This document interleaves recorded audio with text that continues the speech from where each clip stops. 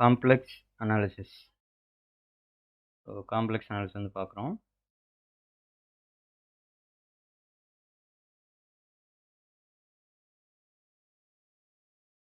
Secant digit,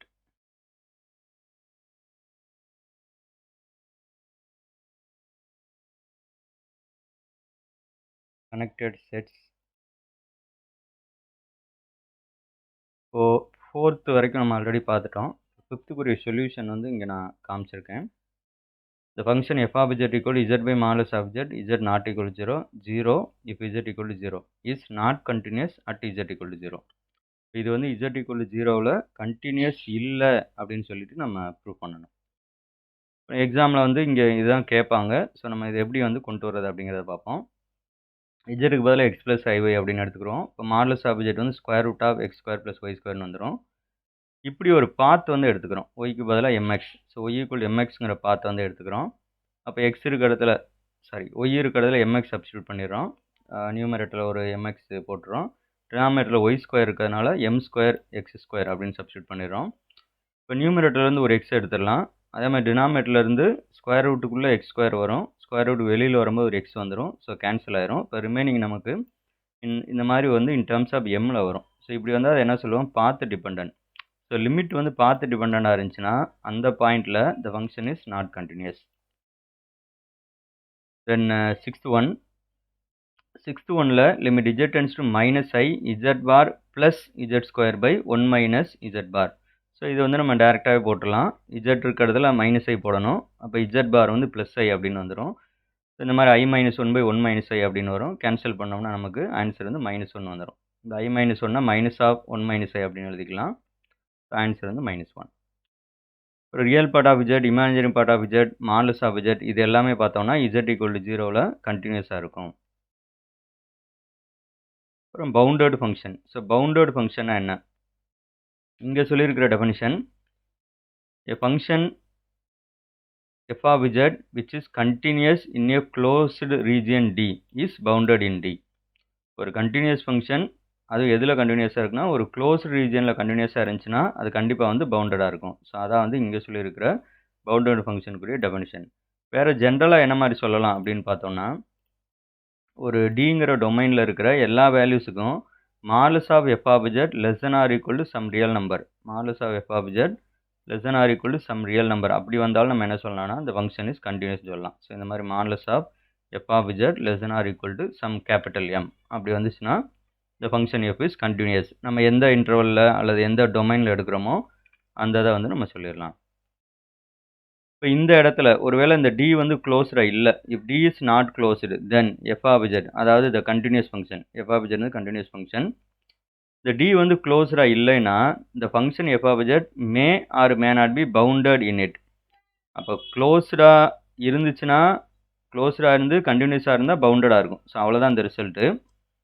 function கண்டினியூஸாக இருக்கணும், அந்த ரீஜன் வந்து க்ளோஸ்டாக இருக்கணும். அப்படி இருந்தால் அந்த ஃபங்க்ஷன் எஃப் வந்து பவுண்டட் அப்படி தான் சொல்லணும். நாட் க்ளோஸ்டு அப்படின்னு சொல்கிறதுக்காக நாட் பவுண்டட் அப்படின்னு சொல்லக்கூடாது. அதான் இந்த நோட்டு. இப்போ அதுக்கு எக்ஸாம்பிள் தான் இது. இப்போ f of z equal to 1/z அப்படின்னு எடுத்துக்கிட்டோம்னா that is continuous in 0 less than modulus of z less than or equal to 1. So இந்த ரீஜனில் ஏன்னா 0வில் தான் அதுக்கு இடைஞ்சல் வரும். 0 போட்டோன்னா இன்ஃபினிட்டி கிடைக்கும். z ஈக்குவல் டு 0வில் நாட் கண்டினியூஸாக இருக்கும். ஆனால் இங்கே 0 எடுக்க மாட்டோம். ஏன்னா 0 less than modulus of z இருக்கிறதுனால. ஸோ ரிமைனிங் பாயிண்டில் ஃபுல்லாக நம்ம கண்டினியூஸாக தான் இருக்கும். So no problem. But not bounded. இப்போ இதில் என்ன பிரச்சனை வரும் அப்படின்னா z டென்ஸ் டு 0 அப்படிங்கும்போது 1/z வந்து டென்ஸ் டு இன்ஃபினிட்டின்னு வரும். ஸோ பவுண்டட்னாலே ஒரு குறிப்பிட்ட ரேஞ்சுக்குள்ளே வந்துடணும். ஆனால் இங்கே வராது. ஸோ கண்டினியூஸாக இருக்குது. ஆனால் இந்த இன்டர்வல் வந்து நம்ம க்ளோஸ்டாக இல்லை, இந்த ரீஜன் க்ளோஸ்டாக இல்லை. இந்த இடத்துல பார்த்தோன்னா நாட் பவுண்டட் அப்படின்னு வருது. அடுத்து நெக்ஸ்ட் இருக்குது வந்து தியரம்ஸ். இந்த composition of two continuous functions is a continuous function. ரெண்டு கண்டினியூஸ் ஃபங்க்ஷன் எடுத்து காம்போசிஷன் பண்ணுறோம். அப்போ அதுவும் என்னவா இருக்கும் அப்படின்னு பார்த்தீங்கன்னா கண்டிப்பாக கண்டினியூஸாக இருக்கும். Any polynomial P of z is continuous at each point of the complex plane. So எந்த காம்ப்ளெக்ஸ் நம்பர் எடுத்துக்கிட்டாலும் எந்த பாலினாமியல் எடுத்துக்கிட்டாலும் கண்டிப்பாக கண்டினியூஸாக இருக்கும். And any rational function P of z by q of z, இதில் q ஆஃப் z வந்து not equal to 0 இருக்கணும் கண்டிப்பாக. அந்த பாயிண்ட்ஸில் எல்லாமே continuous at all points. So q of z not equal to 0ன்னு எடுத்துடுறோம் ஃபார் ஆல் z. அப்போ P of z by Q of z is continuous at all points. Then next இருக்கிறது heading வந்து டிஃபரன்ஷியபிலிட்டி. இப்போ டிஃபரன்ஷியபிலிட்டி ஒரு D அப்படிங்கிற ஒரு நான் எம்டி செட்டில் ஒரு காம்ப்ளெக்ஸ் ஃபங்க்ஷன் F வந்து டிஃபரன்ஷியபிளாக இருக்கணும். அதில் வந்து பார்த்தோன்னா பர்டிகுலர் பாயிண்ட் Z நாட் மொதல் எடுக்கிறோம். இந்த Dயில் இருக்கிற ஒரு பாயிண்ட்லையும் டிஃபரன்ஷியபிளாக இருந்துச்சுன்னா டிஃபரன்ஷியபிள் ஆன் D அப்படின்னு சொல்லிடுவோம். ஸோ இது வந்து அடுத்த கண்டினியூஸ் அந்த டெஃபினிஷன் வருது. ஃபஸ்ட்டு வந்து Z நாட்டுங்கிற பாயிண்டில் டிஃபரன்ஷியபிளான்னு செக் பண்ணுறதுக்கு இந்த லிமிட் இந்த ரெண்டுமே ஒன்று தான். எய்தர் இதை செக் பண்ணால் போதும், இல்லை இதை செக் பண்ணால் போதும். Limit Z tends to Z not f of Z minus f of Z not by Z minus Z not. So இது that is equal to limit h tends to 0 f of Z not plus h minus f of Z not by h. So இது exist ஆகணும். இந்த value of the லிமிட்டுக்கு பேர் தான் என்ன அப்படின்னா derivative. Notation வந்து f dash of Z not. இது already சொல்லிட்டேன். இப்போ இதுக்கு எக்ஸாம்பிள்ஸ் P of Z. இந்த P of Z அப்படிங்கிறது வேறு ஒன்றும் இல்லை, பாலினாமியல். அதான் நம்ம இப்படி எழுதியிருக்கோம். Sigma I equal to 0 to n AI Z power I. அதுக்கு இந்த இடத்துல நேம் வந்து என்ன கொடுத்துருக்கோம்னா F1 of Zன்னு கொடுத்துருக்கோம். So this is nothing but polynomial. இந்த இடத்துல நேம் வந்து F1 of Z. அதே மாதிரி sin Z வந்து இது எதுக்கு எக்ஸாம்பிள்னா டிஃபரன்ஷியபிளுக்கு. P of Z equal to sigma AI Z power I is differentiable. ஒன்றுமே போடலைன்னா differentiable on C for all complex numbers அப்படின்னு அர்த்தம். ஏன்னா இங்கே நம்ம கொடுக்குறது எல்லாமே இந்த இடத்துல அந்த மாதிரி தான் கொடுத்துருக்கோம். sin Z is differentiable on C. cos Z is differentiable on C. e power Z is differentiable on C. on C அப்படின்னா for every complex number at or at every complex number அப்படின்னு அர்த்தம். இந்த நாலும் கொடுத்துட்றோம். இந்த name தான் just நான் அடுத்து அதை வச்சு தான் எழுத போகிறோம்னாக்கா நேம் கொடுத்துருக்கோம் F1 F2 F3 F4ன்னு. இந்த நாலோட லீனியர் காம்பினேஷன். ஸோ எந்த ரெண்டை வேணாலும் நம்ம எடுத்துக்கலாம். Alpha into f i of Z plus beta into f j of Z. இதில் I அண்ட் J இருக்கிறதுல நம்ம 1 2 4 சேம் நம்பரும் போட்டுக்கலாம், டிஃப்ரெண்ட் நம்பரும் போட்டுக்கலாம். இப்படி போட்டதுக்கப்புறம் கிடைக்கிறதுக்கு நேம் வந்து F5 ஆஃப் Zன்னு வச்சுக்கிடுவோம். ஸோ இது எல்லாமே என்னவாக இருக்கும்னு பார்த்தீங்கன்னா டிஃபரன்ஷியபிளாக இருக்கும். அப்புறம் 6th one f i of Z by F4 of Z. இந்த நியூமரேட்டரில் இந்த ஃபஸ்ட்டு 5 எக்ஸாம்பிள்ஸில் இருக்க எதை வேணாலும் போட்டுக்கலாம். டினாமினேட்டரில் F4 ஆஃப் Z, அதாவது e power Z மட்டும்தான் போடணும். ஸோ இது என்னவாக இருக்கும் அப்படின்னா டிஃபரன்ஷியபிளாக இருக்கும். ஸோ இங்கே நம்ம சொல்லிட்டோம். The functions defined above are all differentiable on the complex plane. Right. அடுத்து இருக்க theorems. If f has derivative at Z naught, then it is continuous at Z naught. ஒரு ஃபங்க்ஷன் வந்து Z நாட்ங்கிற பாயிண்டில் டிஃபரன்ஷியபிளாக இருந்துச்சு அப்படின்னா கண்டிப்பாக அதே பாயிண்டில் கண்டினியூஸாக இருக்கும். ஆனால் மாற்றி சொல்லக்கூடாது. அதாவது கண்டினியூஸாக இருக்குது அப்படின்றதுக்காக அதே பாயிண்டில் டிஃபரன்ஷியபிளாக இருக்குன்னு சொல்லக்கூடாது. இது ஒன் வே தான். Differentiability implies continuity. அப்புறம் செகண்ட் ஒன். ஸோ இது நமக்கு சிம்பிளாக ஆல்ரெடி தெரிஞ்ச விஷயம் தான். டெரிவேட்டிவ் பொறுத்தளவில் ரெண்டு F1Gன்னு ரெண்டு டிஃபரன்ஷியபிள் ஃபங்க்ஷன்ஸ் எடுக்கிறோம் அட் Z நாட்டில். அப்போ அதோட சம்மு, டிஃபரன்ஸு, ப்ராடக்ட்டு, கோஷன்ட்டை பொறுத்தளவில் டினாமினேட்டர் வந்து நமக்கு 0வாக இருக்கக்கூடாது அந்த பாயிண்ட்ஸில் வந்து. அதே மாதிரி இன்னொன்று பார்த்தீங்கன்னா ஸ்கேலார் மல்டிப்ளிகேஷன். ஸோ இது எல்லாமே என்னவாக இருக்குன்னா டிஃபரன்ஷியபிள் அட் Z நாட். அது போக வந்து இதெல்லாம் நமக்கு யூஸ்வலாக ரொம்ப பேசிக்காக தெரிஞ்ச விஷயந்தான். டெரிவேட்டிவ் பொறுத்தளவு டேர்ம் வைஸ் பண்ணிக்கலாம். ப்ளஸ் இருந்தாலும் சரி, இந்த இடத்துல மைனஸ் போட்டுக்கலாம், ப்ளஸ் ஆர் மைனஸ். ஸோ இந்த இடத்துல ப்ளஸ் ஆர் மைனஸ் இருந்தால் இங்கேயும் நம்ம டேர்ம் வைஸ் பண்ணிக்கலாம். எஃப் டேஸ் தனியாகவும் ஜி டேஸ் தனியாகவும் ஆடோ செப்பரேட்டாக பண்ணிக்கலாம். பட் மல்டிப்ளை பண்ணும்போது யூவி த ஹோல் டேஸ் ஃபார்ம்னா மாதிரி product rule U V dash plus V U டேஸ்ன்னு எழுதுவோம். இங்கே ஃபங்க்ஷனுங்கிறதுனால இந்த எஃப் அண்ட் ஜிங்கிறது யூஸ்வல் நோட்டேஷனால் அப்படி போட்டிருக்கோம். அதே மாதிரி இது வந்து கோஷன் ரூல், இது product rule second one. Third one வந்து quotient rule or U by V formula அப்படின்னு நம்ம சொல்லுவோம். U by we the whole dash பண்ணும்போது டினாமினேட்டரில் வி ஸ்கொயர் போடுவோம். அப்புறம் v into u dash minus u into v dash அப்படின்னு படிப்போம். நம்ம ஆல்ரெடி அந்த மாதிரி படிச்சிட்டோன்னு நீங்கள் அதே ஃபாலோ பண்ணிக்கலாம். இந்த F1Gயில் அகைன் மெமரைஸ் பண்ண அர்த்தம் இல்லை, தேவையில்லை, புரிஞ்சுக்கிட்டா போதும். இது என்ன அர்த்தம்னா சிஎஃப் டேஷ் அப்படின்னா சிஎஃப்ங்கிற ஃபங்க்ஷனை வந்து, அதாவது ஒரு ஃபங்க்ஷனை கான்ஸ்டன்ட் மல்டிப்ளை பண்ணிவிட்டு அப்புறம் டெரிவேட்டிவ் கண்டுபிடிக்கணும். என்ன பண்ணுவோம், நம்ம கான்ஸ்டன்ட் எப்பயும் தூக்கி வெளியில் போட்டுருவோம். ஏன்னா அது அப்படியே தான் இருக்கும். இந்த கான்ஸ்டன்ட் வந்து தனியாக இருக்கிற கான்ஸ்டன்ட் இல்லை, பியூர் கான்ஸ்டன்ட் இல்லை. பியூர் கான்ஸ்டன்ட் இருந்தால் நம்ம டிஃப்ரென்ஷியேட் பண்ணும்போது என்ன ஆயிரும்னா 0 ஆயிரும். ஸோ அதையும் மைண்டில் வச்சுக்கோங்க. So C into F dash, இந்த இடத்துல சிங்கிறது complex constant. Third one, if capital F of Z equal to F of G of Z. So F of G of ஜெட்னா என்ன அர்த்தம்னா F composed with G of Z, F composed with G. அதான் ஷார்ட்டாக டைரெக்டாகவே நம்ம இப்படி எழுதிட்டோம். அப்போ இதுக்கு டெரிவேட்டிவ் என்ன வரும் அப்படின்னு பார்த்தீங்கன்னா capital F dash of Z equal to இந்த F dash of G of Z வந்துடும். இந்த உள்ளே இருக்க ஃபங்க்ஷனே மறுபடியும் என்ன பண்ணணும்னா டிஃப்ரென்ஷியேட் பண்ணணும். இப்போ யூஸ்வலாக நம்ம இதான் பண்ணுவோம். ஃபார் எக்ஸாம்பிள் வந்து இப்போ சைன் எக்ஸ் அப்படின்னு இருந்தால் அல்லது சைன் இஜெட்னு இருந்தால் டிஃப்ரென்ஷியேட் பண்ணால் காஸ் இஜெட் அப்படின்னு போட்டு விட்டுருவோம். ஒருவேளை சைன் இஜெட் ஸ்கொயர் அப்படின்னு இருந்துச்சுன்னா காஸ் இஜெட் ஸ்கொயர்னு எழுதிட்டு இன்ட்டு இஜெட் ஸ்கொயரை டிஃபரன்ஷியேட் பண்ணால் 2z போடுவோம் இல்லையா? ஸோ அந்த மெத்தட் தான் இது. அதான் இப்படி எழுதி காமிச்சிருக்காங்க. ஃபங்க்ஷன் ஆஃப் ஃபங்க்ஷன் ரூல் இதுக்கு பேர். அப்புறம் fourth one, suppose f of z is differentiable at z, then if n is a negative integer, f of z equal to z power n is differentiable at every point z not equal to 0 and f dash of z equal to n into z power n minus 1. இது நம்ம கொஞ்சம் கேர்ஃபுல்லாக பார்க்கணும். f of z வந்து zங்கிற பாயிண்டில் differentiable அப்படின்னு எடுத்துக்கிடுவோம். n வந்து இந்த இடத்துல நெகட்டிவ் இன்டிஜர்னு எடுத்துக்கிறோம்.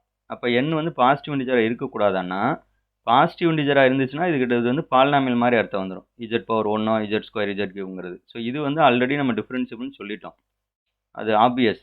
அதனால் இந்த இடத்துல பர்டிகுலராக என்ன பண்ணுறாங்கன்னா, இப்போ நெகட்டிவ் இன்டிஜராக இருந்தால் என்ன வரும் அப்படிங்கிறத பற்றி தான் இங்கே சொல்கிறாங்க. அப்போ n வந்து நெகட்டிவ் இன்டிஜர். ஃபார் எக்ஸாம்பிள் இப்போ n க்கு பதிலாக -1 போட்டேன்னா என்ன வரும்? Z power -1, that is nothing but 1/z. அப்போ 1/z வந்து எப்போ டிஃப்ரென்ஷியபிளாக இருக்காதுன்னா z ஈக்குவல் டு 0வில் தான் இடைஞ்சல் வரும். அப்போ z நாட் ஈக்குவல் டு 0 அப்படின்னு எடுத்துட்டோம்னா அப்போ 1/z நம்மளால் டிஃப்ரென்ஷியேட் பண்ண முடியும். அந்த டெரிவேட்டிவ் தான் இந்த n into z power n minus 1.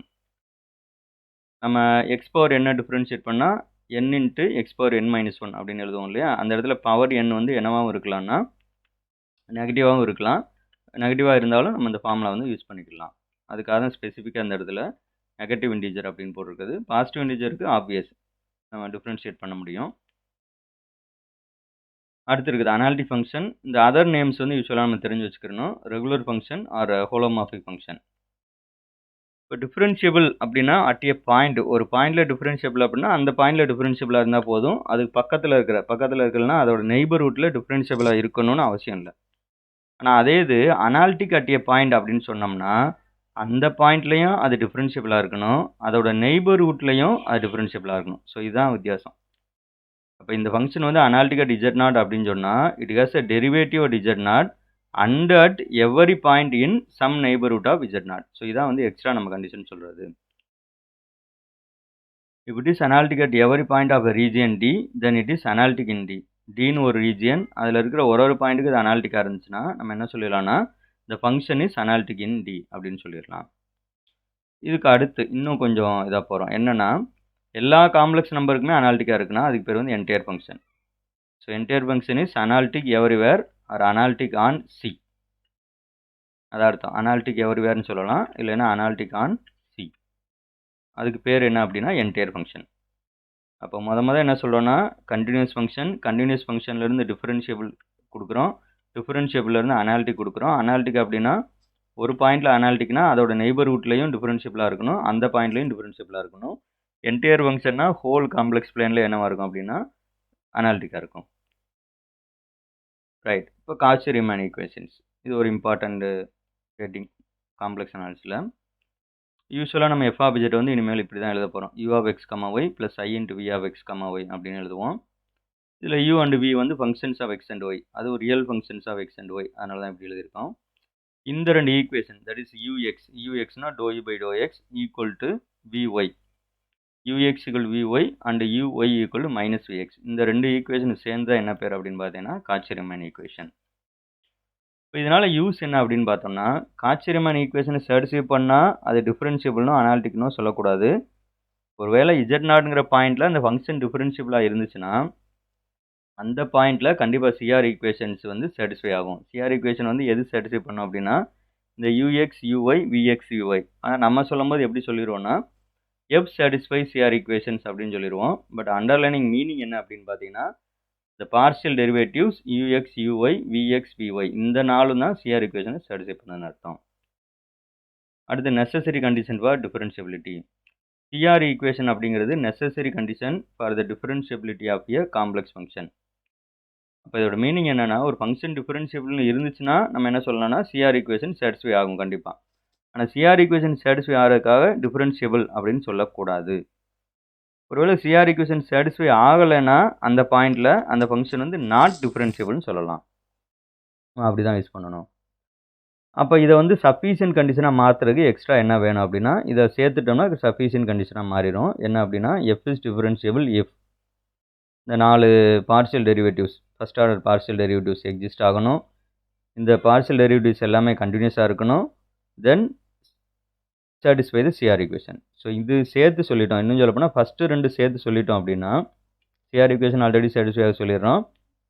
இந்த 1 and 2யும் சேர்த்துட்டோன்னா இப்போ என்ன ஆயிரும்னா சஃபிஷியன்ட் கண்டிஷன். தட் மீனிங் என்ன அப்படின்னா சிஆர் ஈக்குவேஷன் செக் பண்ணணும். இந்த 4 டெரிவேட்டிவ்ஸ் வந்து நமக்கு கண்டினியூஸாக இருக்கணும், எக்ஸிஸ்ட் ஆகணும். அப்படி சொல்லிட்டோன்னா எஃப் இஸ் டிஃபரன்ஷியபிள்னு ப்ரூவ் சொல்லிடலாம்.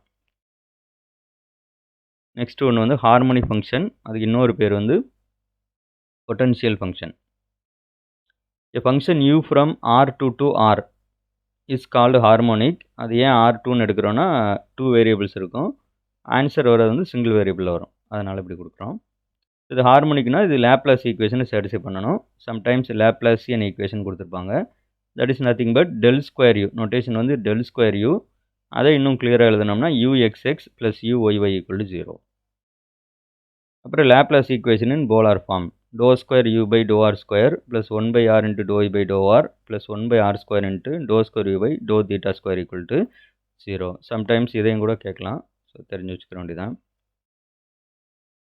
இப்போ திடீர்னு ஏன் இடையில ஹார்மோனிக் ஃபங்க்ஷனை கொண்டு வரோம்? ஏன்னா நம்ம அனாலிட்டிக் ஃபங்க்ஷன்ஸை பற்றி படிச்சுட்டு இருக்கோம். ஏன் கொண்டு வரோம் அப்படின்னா ஒரு அனாலிட்டிக் ஃபங்க்ஷனோட ரியல் அண்ட் இமேஜினரி பார்ட்ஸ் எப்போவுமே என்னவாக இருக்குன்னா ஹார்மோனிக்காக இருக்கும். அதான் இந்த theorem. Other forms of CR equations. Polar form of CR equation. So இந்த மாதிரி எழுதலாம். யூஆர் ஈக்குவல் டு அதாவது எந்த காம்ப்ளெக்ஸ் நம்பராக இருந்தாலும் நம்ம 2 ஃபார்மில் எழுதலாம். ஒன்று வந்து எக்ஸ் அண்ட் ஒய் வர மாதிரி z equal to x plus i y அப்படின்னு எழுதுது கார்டீசியன் ஃபார்ம். அப்புறம் ஆர் அண்டு தீட்டா ஃபார்ம் அல்லது போலார் ஃபார்ம் சொல்லுவோம். Z equal r e power i theta. அப்போ எஃப் ஆஃப் இசட்டையும் அதே மாதிரி எழுதலாம் அப்படின்னு அர்த்தம். In terms of x and ஒயில் எழுதலாம். யூ அண்ட் வியில் எழுதுவோம். அந்த யூ அண்ட் வி எதில் இருக்குன்னா in terms of x and ஒயில் இருக்கும். அப்போ அகைன் அதை எப்படி மாற்றிடலாம்னா in terms of R and தீட்டாவில் எழுதலாம். ஸோ அதுக்கு பேர் தான் வந்து அப்போ அந்த சிஆர் ஈக்குவேஷனே அதே மாதிரி எழுதலாம். ஐ மீன் போலார் ஃபார்மில் எழுதலாம். ஆர் அண்டு தீட்டா வர மாதிரி அந்த தான் இது. UR equal to V theta by R, VR equal to minus U theta by R. இதில் UR U theta VR V தீட்டாலாம் first order partial derivatives. Another ஒன்று வந்து complex form of CR equation FX equal to minus I into FY. FX அப்படிங்கிறது டோ F by டோ X. அது மாதிரி எஃப்ஒய்ங்கிறது டோ எஃப் பை டோ ஒய். தென் ஃபோர்த் ஒன் டோ எஃப் பை டோ இசட் பார் ஈக்குவல் டு 0. அதாவது ஒரு ஃபங்க்ஷன் வந்து with respect to z bar partial derivative கண்டுபிடிக்கும் போது ஆன்சர் வந்து 0ன்னு வரணும். அப்போ தான் வந்து அது சிஆர் ஈக்குவேஷன் சாட்டிஸ்ஃபை பண்ணுதுன்னு அர்த்தம். Next theorem a real valued function of a complex variable. அதாவது அந்த வேரியபிள் வந்து complex variable, that is complex values எடுத்துக்கிறோன்னு அர்த்தம். ஆனால் அதுக்கு ஆன்சர் எஃப் ஆப்ஜெக்டோட ஆன்சர் வந்து எப்படி வரும்னா ரியல் வேல்யூவாக இருக்கும். ஸோ அப்படிப்பட்ட ஒரு ஃபங்க்ஷன் எடுத்தோம்னா அதுக்கு டெரிவேட்டிவ் வந்து ஒன்று 0வாக இருக்கும், இல்லைன்னா டெரிவேட்டிவ் வந்து எக்ஸிஸ்ட் ஆகாது. as the derivative 0 or the derivative does not exist. இப்படிப்பட்ட ஃபங்க்ஷனுக்கு. Next example each of the functions f1 of z equal to modulus of z, f2 of z equal to real part of z, f3 of z equal to imaginary part of z is a non-constant real valued function defined on C. நமக்கு இது பார்த்தாலே தெரியுது z வந்து complex number. ஆனால் modulus of z என்ன வரும் அப்படின்னா real நம்பராக வரும், பியூர்லி ரியலாக வரும். அதே மாதிரி ரியல் பார்ட் ஆஃப் ஜெட்டுங்கிறதும் பியூர்லி ரியல் வேரியபிளாக வந்துடும்.